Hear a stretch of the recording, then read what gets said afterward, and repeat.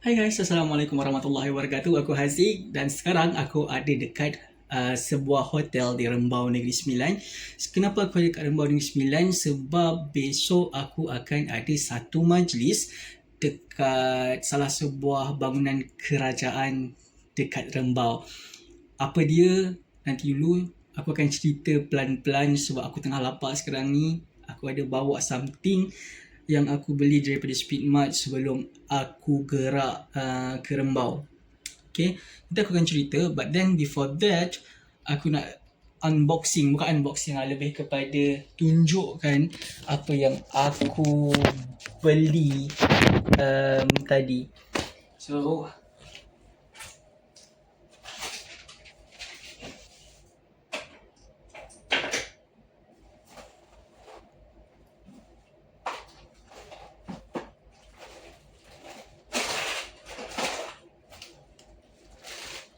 So, this is what I bought from Speedmart tadi.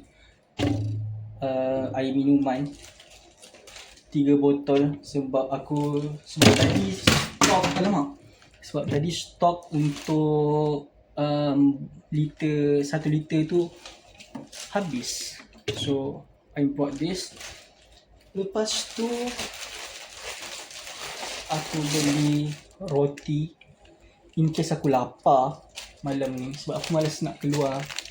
Dan aku tengok tadi pun kedai makan macam krik-krik. Bukan krik-krik lah, macam alah nasi ayam. Aku rasa macam malas ni makan nasi ayam. So I bought this roti. Lepas tu mi segera. Sebenarnya aku tak nak makan mi segera, tapi aku rasa macam beli je lah, mana tahu aku lapar. And apa yang aku fikirkan betul-betul terjadi. Aku sampai-sampai je, aku check in je, benda pertama yang aku cari adalah water heater ataupun apa-apa jenis water yang boleh memanaskan air lah. Sebab aku nak masak Maggi, aku lapar. So sekarang aku nak buat Maggi dulu. Lepas tu kita akan sambung cerita. So let's go.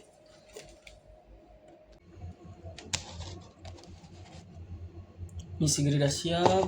Aku ada bawa jajan tam-tam daripada rumah. Lepas tu kita kena siapkan air sebab aku beli yang Korean spicy. Aku tak tahu kepala otak aku buat apa waktu aku pilih mi segera tadi. Besok majlis harap-harap tak sakit perut lah tak nak Bismillahirrahmanirrahim. Bismillahirrahmanirrahim.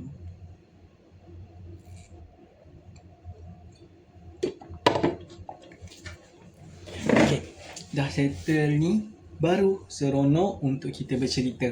Okay, macam mana aku nak start sebenarnya benda ni. Nak kata complicated, tak adalah complicated sebenarnya. Kita mulakan daripada cita-cita. Aku tak tahu macam mana nak cakap, tapi setiap kali, maksudnya macam mana, daripada sekolah rendah bawa ke sekolah menengah, even masuk universiti pun, kau akan ditanyakan tentang cita-cita, impian kau, right? And aku punya jawapan daripada dulu, aku nak jadi seorang cikgu. Daripada dulu lagi, daripada zaman aku sekolah rendah. Masuk sekolah menengah, tetap sama. Tingkatan 6, tetap sama. Itu cita-cita aku. But then, after STPM, aku masuk universiti. Ya, universiti yang aku diterima adalah dalam kos keusahawanan perdagangan. Okay, keusahawanan perdagangan, which is jauh daripada bidang pendidikan. So daripada situ aku dah kuburkan cita-cita aku, siap-siap bila aku punya UPU keluar pada tahun 2019, if I'm not mistaken lah, 2019. So aku dah kuburkan benda tu lama dah. cita-cita aku untuk jadi seorang guru lah. Aku dah kuburkan lama, dan waktu universiti kalau orang tanya aku apa yang aku nak jadi after that, aku clueless. Aku jadi macam apa benda aku nak jadi sebenarnya kan. Tapi tak tahu macam mana. Waktu itu memang aku dah lose hope. Apa benda? Bahasa Inggeris aku, sorry. Aku dah hilang harapan untuk jadi seorang pendidik. But then Sekejap. But then 2024 which is last year of degree. Waktu tu aku tengah buat latihan industri. One of my member rapat aku waktu degree, dia rajin cari kita sambil makan lah Bismillahirrahmanirrahim. Dia rajin cari maklumat tentang cikgu-cikgu ni. Selalunya after degree kita tahu yang kalau nak jadi cikgu kena apply DPLI dan sebagainya. Tapi dia ada jumpa satu dekat UTHM which is Master of Technical and Vocational, MBV. Aku ambil course tu dengan alasan aku waktu tu course dia kurang daripada 10,000 3 semester, bawah 10,000. Yang mana kalau ke universiti lain ambil DPLI, aku kena spend almost above 10k. So aku cakap tak apalah, aku balik. Waktu tu masih lagi in degree Aku cakap dengan mak ayah aku, Bu, ayah, Aziz nak sambung degree. Aziz nak sambung master pendidikan. Itulah. Bismillahirrahmanirrahim.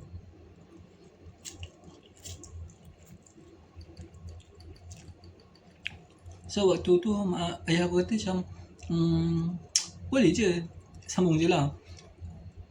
So nak dipendekkan cerita, aku dapat MBV. Aku rasa kalau orang cari mesti dah ada influencer ataupun boleh aku katakan influencer lah. Ramai je yang alumni MBV ataupun student MBV ketika ini sendiri pun buat live tentang kebaikan manfaat MBV. Dan aku tak nak cerita tentang tu sekarang, tapi nak cerita tentang perjalanan aku, how I get today. Macam mana aku boleh sampai ke tahap ini. Okay, hotel aku dekat dengan kereta api.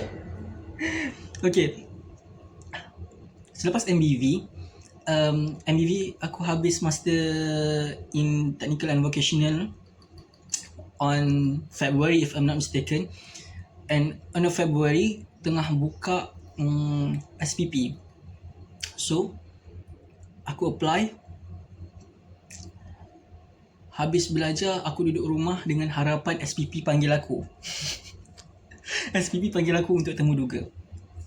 Okay, nak dijadikan cerita, kawan-kawan aku dah mula dipanggil. Ada 2-3 orang kawan aku dah mula dipanggil, dan aku tak dipanggil lagi. Waktu itu bulan 4 if I'm not mistaken lah, bulan 4.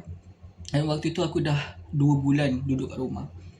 So aku cakap tak apalah, tunggu lagi. Tunggu sambil tu carilah kerja jadi cikgu.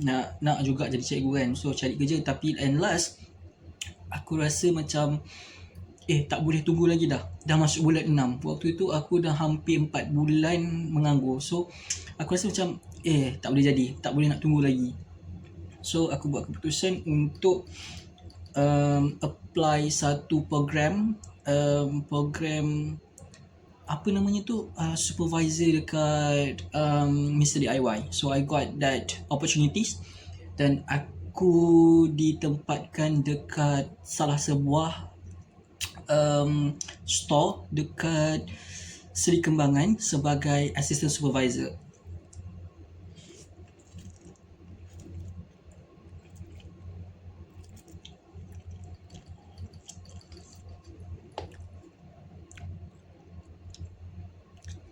So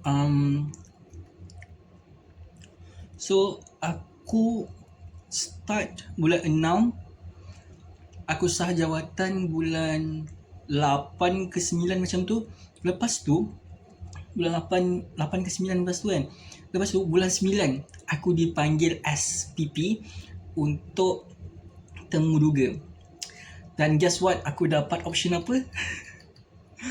Aku dapat option PPKI. Which is aku tak tahu sama sekali apa itu PPKI. Bukanlah tak tahu sama sekali apa itu PPKI. Aku faham saja. PPKI adalah unit di sekolah yang menempatkan pelajar-pelajar yang ataupun murid-murid yang berkeperluan khas, ataupun lebih umumnya adalah murid-murid yang berkelainan upaya. So itu yang aku faham. Itu aku faham daripada dulu lagi. Tapi apa basic, aku tak ada basic untuk mengendalikan murid-murid dalam PPKI, tapi tiba-tiba aku dapat PPKI. Waktu tu aku happy sebab aku dapat SPP, tapi dalam masa yang sama aku rasa macam macam mana aku nak. So sebab itu interview saja, so aku study lah apa yang aku rasa perlu. Based on ChatGPT pun banyak bantu jugalah. Aku banyak sorry guys, aku banyak rujuk internet dan juga aku tanya ChatGPT. Alahai sorry, aku tak bawa tripod doh. So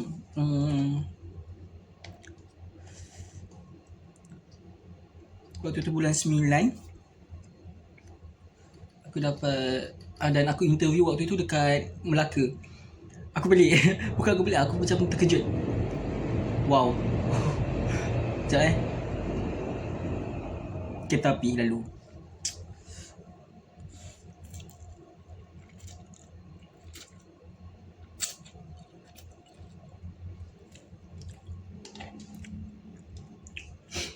So nak dijadikan cerita, aku minta untuk di-interview dekat Negeri Sembilan, tapi aku dapat interview tu dekat Melaka.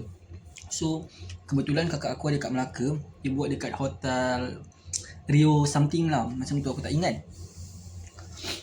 Sebab waktu tu kerja retail, faham tak penat dia macam mana. So dalam kepala otak aku tu adalah okay, aku tahu aku kena interview dekat Melaka. Aku tak peduli siapa panel dia, bukanlah tak peduli, tapi macam aku ni jenis yang susah ingat nama orang.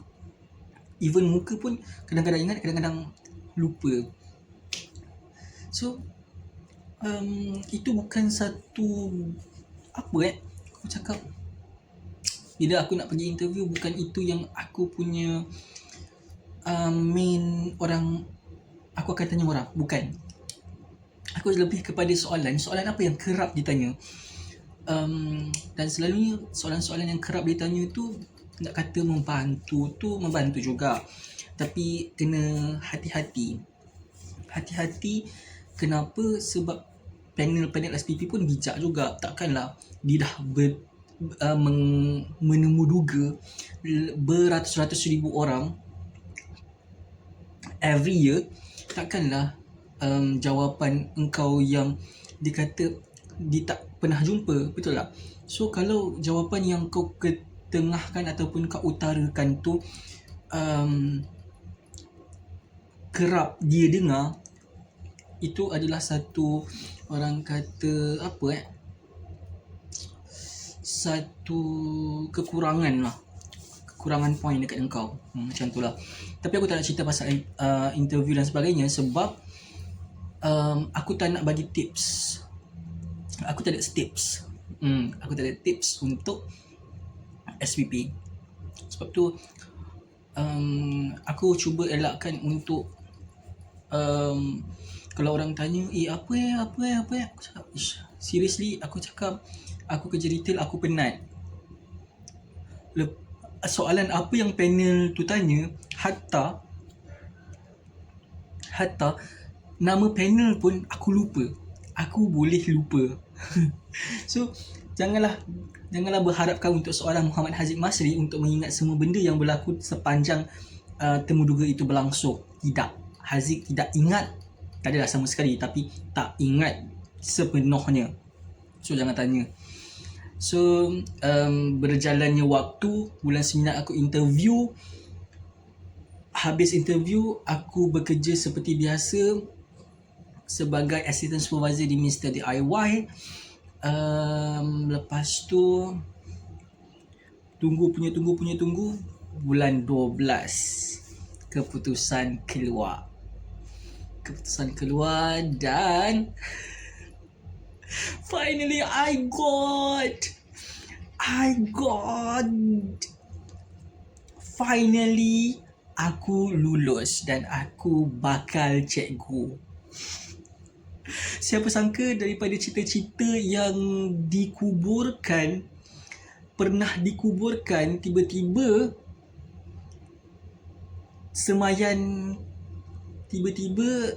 Allah izinkan, Allah gerakkan hati aku untuk semai balik cita-cita tu, gali balik dan semai semula cita-cita tu. Akhirnya memberikan hasil yang orang kata tu cantik. Cantik. Semayan itu menjadi bunga yang mekar, wangi. Dan hari ni aku ada dekat Rembau sebab besok aku akan lapor diri secara berpusat dekat PPD Rembau. Tapi aku tidak berada di daerah Rembau. Aku akan lapor diri ataupun aku ditempatkan ataupun posting di salah sebuah sekolah Felda di daerah Jempol. So Felda dekat Jempol banyak. Aku tak nak mention nama tu sebab aku takut. Bukan takut apa pun sebenarnya, sebab I don't know, video ni aku akan push dekat YouTube secara public, secara suka-suka juga. I forgot. Aku lupa satu benda. Waktu e-graduan buka,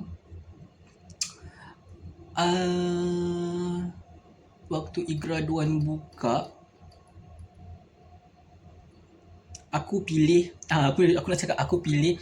negeri, first aku negeri Sembilan, second aku pilih negeri Melaka. So finally alhamdulillah bila keputusan keluar pada 30 ke 31 hari bulan, 30 hari bulan keputusan keluar, aku nampak negeri Sembilan dan aku terkejut aku dapat dekat kawasan tu lah, which is 1 jam daripada rumah.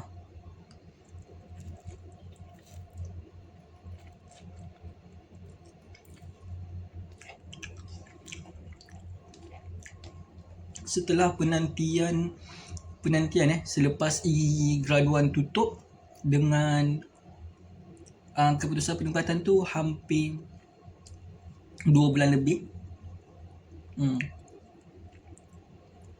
bulan lebih. So dengan keputusan tu aku happy lah.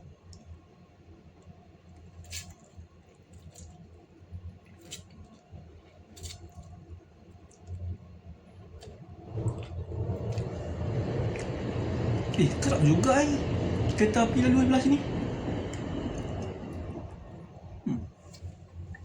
Aku rasa aku tak boleh nak buat mukbang tu ataupun konten yang bercakap sambil makan. Tengok, aku bercakap 16 minit, separuh pun tak habis lagi.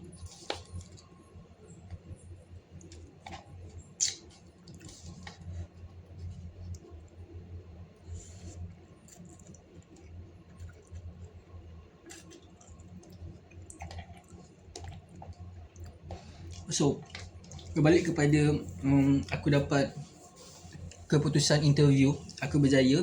Sebenarnya hari yang aku dapat keputusan tu, dia keluar lewat petang tau, pukul 5 lebih macam tu. Kebetulan waktu tu aku ada something berlaku dekat kedai. berlaku kat kedai yang mana kesalahan tu nak kata kecil tak kecil, nak kata besar tak besar, it depends on the manager of the store. Maksud aku macam pengurusan store. Yelah, store kita ni kan managerial bertingkat. So banyak-banyak superior tu. So pada aku kesalahan tu kesalahan yang macam kecil. Manager aku ABM waktu itu aku seorang dekat kedai, aku seorang, if I'm not mistaken aku seorang. Lepas tu aku dapat WhatsApp daripada ABM aku. Dia cakap, "Haziq, awak buat apa? Awak tahu tak apa kesalahan awak?" Tiba-tiba macam tu kan. Lebih kurang macam tu lah. Aku tak ingat sangat. Tapi dia macam so aku contact store yang berdekatan, sebab store tu selalu backup, kita orang saling backup. So aku cakap, ada apa-apa masalah ke tadi? Ni dia cerita lah. Oh ya ke? Lepas tu aku WhatsApp balik dekat ABM. So miss, kesalahan ni saya mengaku. So apa yang perlu saya buat? Sebab aku orang baru tu. Aku macam, kesalahan apa benda tu? Faham tak? Dia macam aku nak kena buat apa kalau aku salah? Aku minta maaf je lah kan. Minta maaf. Miss, saya mengaku mungkin itu salah saya. Bukan mungkin, itu memang salah saya. Jadi apa yang saya kena buat? So dia kata, saya akan ambil tindakan ke awal bla bla bla. So itu waktu tu tengah hari. Lepas tu petangnya tu member aku WhatsApp, "Hey Haziq, cuba check kau dapat apa." Waktu tu sebab aku belum asal waktu tu. So aku cakap, sabar jap. Aku takut lah. Sebab aku kena balik pukul 9 ke 10 macam tu dah. Aku takut lah kalau aku gagal, aku akan murung sepanjang hari tu. So aku cakap, tak apalah, nanti aku tengok lepas aku balik kerja. Yang kebetulan waktu tu aku belum solat asar lagi. So aku cakap, aku keluar pergi surau solat asar. Solat asar tapi waktu tu kawan aku dah push tau. Tengok Amir IC kau, aku tengok. So aku cakap, aku diamkan dia. Aku solat dulu. Lepas tu dalam sujud aku tu, aku cakap, ya Allah, kalau dah maghrib tu. Sekejap kita lag dulu. Aku makan sekejap. Aku sambung sikit. Sebelum lepas ni aku nak maghrib pula. Aku sambung sikit. Dia kata, BM aku kata dia apa? Nak ambil action kat aku kan. Kita dah sampai dekat. Aku solat. Waktu tu aku cakap, aku sidai member aku je. Aku solat asar. Dalam sujud tahiyat tu aku cakap, aku doa. Aku tak ingat apa doa aku, tapi aku rasa macam isi dia, point dia adalah kalau aku tak dapat, ikhlaskan hati aku. Tapi aku lebih menekankan kepada, ya Allah, tolonglah aku dapat. Macam tu lah. Macam tu lah lebih kurang. So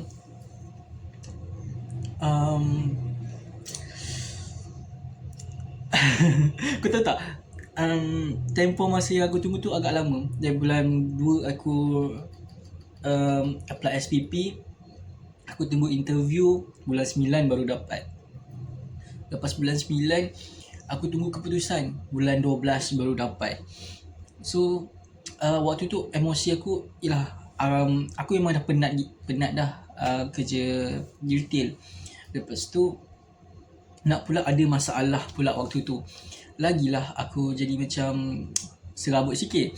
Lepas tu tiba-tiba hari tu pula keputusan keluar. Bila keputusan keluar yang menyatakan aku lulus, perkataan tahniah tu memang terus berjurai air mata aku. Aku macam, memang aku tak boleh nak stop untuk tak keluarkan air mata waktu tu. And seriously aku macam waktu tu ramai tau. Aku rasa macam adalah dalam 5-6 orang dalam surau tu. Aku sujud syukur sambil nangis, air mata aku menjurai-jurai. Aku macam, aku tak peduli lah orang lain ni. Waktu tu macam, aku tak tahu sama ada orang dekat sekitar aku tu dengar ke tak aku tersedu-sedu. I hope diorang tak dengar, tapi aku rasa dengar je kan. Sebab kita tersedu-sedu, perlahan macam mana je yang kita boleh kita mampu control suara kita, betul tak? So terjurai-jurai air mata aku, bla bla bla. Sebab besoknya aku cuti. Aku terus WhatsApp ABM aku, Miss, saya dapat saya nak bincang something. Waktu tu Miss aku tengah cuti tau. ABM aku tengah cuti. So dia kata, alamak, oh Miss tengah cuti tak apalah Miss, nantilah saya nak bincang something je. Oh, nak bincang apa tu? Lepas tu bila dia cakap macam tu, aku terus cakap je, saya dapat tawaran gini. Tapi aku tak cakap pun aku dapat tawaran cikgu sebenarnya. Aku cakap sebab waktu aku pergi interview tu pun, alasan aku nak pergi interview penjawat awam. So aku cakap dengan dia, saya dapat penjawat awam, macam tu lah. So saya nak letak notis. Terus aku letak notis sebulan. So hari Isnin aku dapat, Selasa cuti, Rabu tu aku terus hantar surat resign. So last day aku is waktu tu 17 hari bulan kot aku hantar resign letter. 16 hari bulan 1 hari tu aku last day sebagai assistant supervisor. Last day assistant supervisor 16 hari bulan tu e-graduan buka, aku dah lega dah kan. So aku cakap mesti aku menganggur takkan lama ni, dalam 2-3 minggu je kan.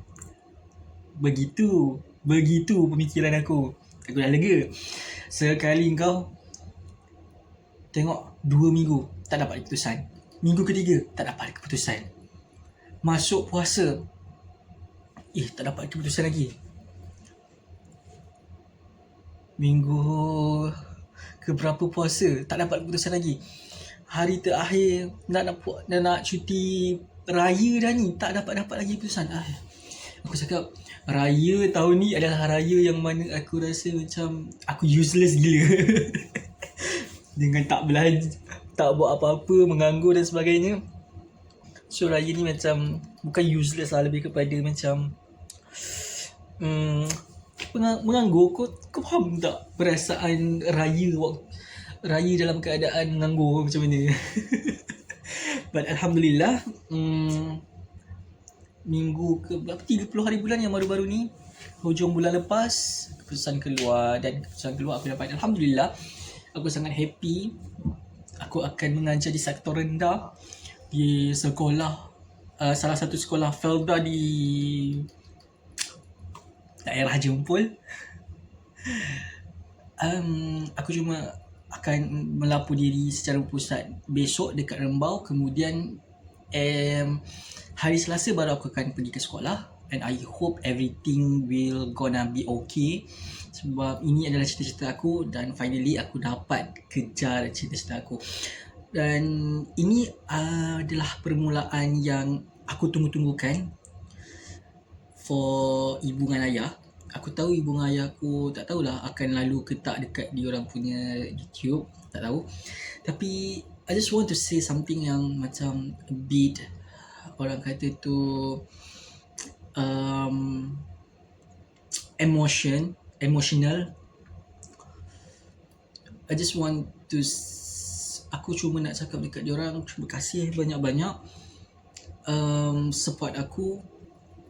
And for you Haziq, kau dah sampai ke tahap ini, please do your best. Kau dah melalui perjalanan yang panjang, walaupun tak sepanjang perjalanan orang lain, tapi kau kena ingat ini perjuangan kau, proses yang kau dah hadapi. Tolong hargai apa yang kau dah lalui dan apa yang kau dah dapat sekarang. Semoga kau jadi seorang guru yang baik, semoga kau menjadi seorang guru yang dedikasi, semoga kau menjadi seorang guru yang amanah. Dan kita tengok apa yang akan berlaku 5 tahun, 10 tahun akan datang. Semoga engkau menjadi seorang guru yang baik. Itu sahaja.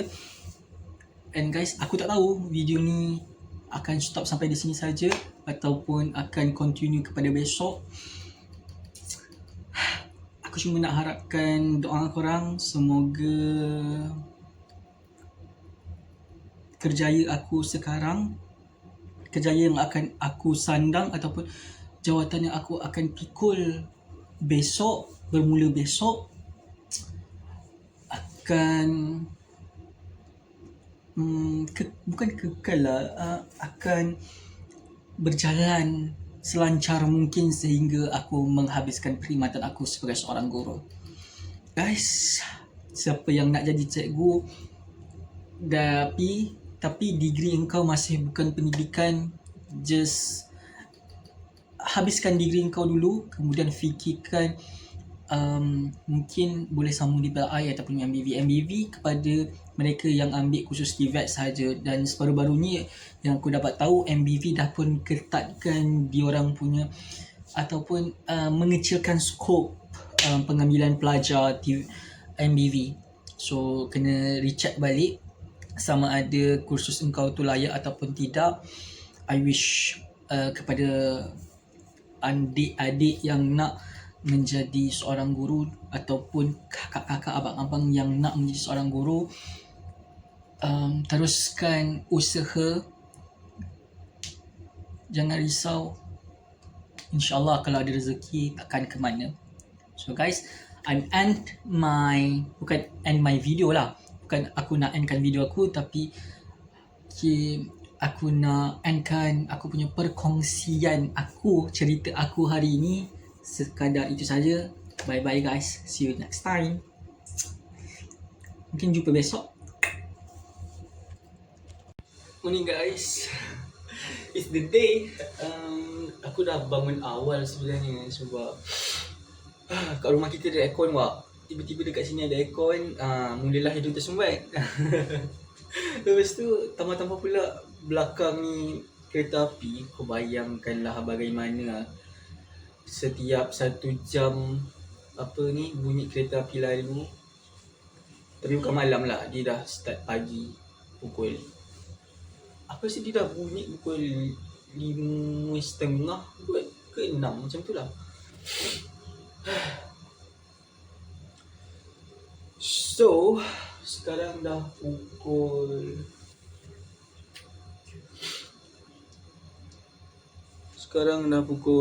7. Apa yang aku tunjuk? Tak ada apa yang aku tunjuk. Sekejap.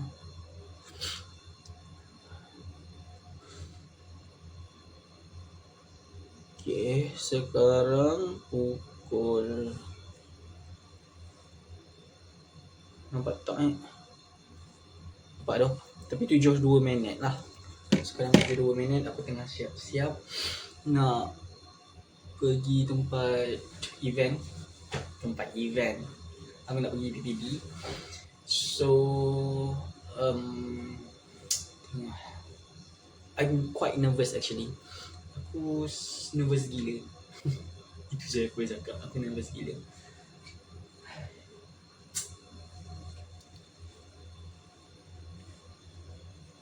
Apa namanya tu, majlis akan start pada, disuruh kita sampai pukul 7.45.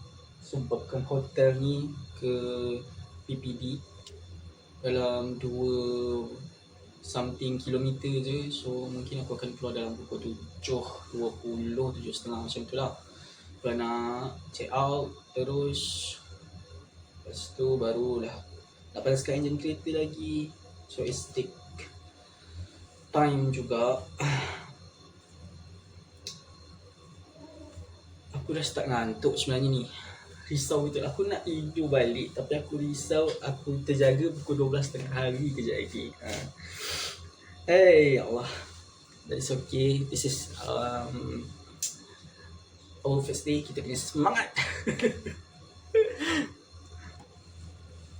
So need a watch.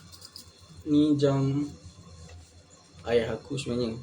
Sebab aku tak reti nak pakai jam. Bukan tak reti, maksud aku tak reti. Terms tak reti aku adalah aku kuat berpeluh dan aku cepat tak selesa bila aku pakai jam. So most of the time memang aku takkan pakai jam, tapi disebabkan kita ni nak bekerja, so we need, aku perlu pakai jam supaya kalau waktu mengajar ke, waktu apa-apa ke, tak adalah aku kerap sangat tengok telefon sekadar nak tengok jam. So ya,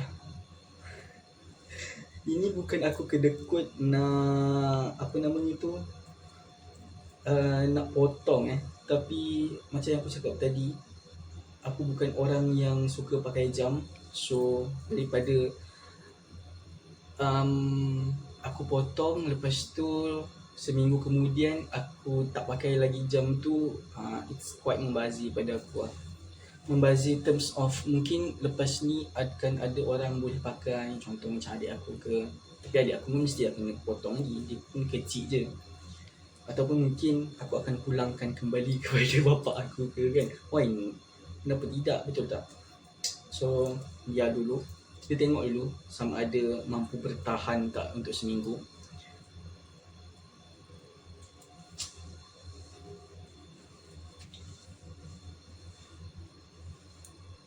Pukul 7.10, lagi 10 minit lah kot kan kita check out. So let's kemas-kemas first.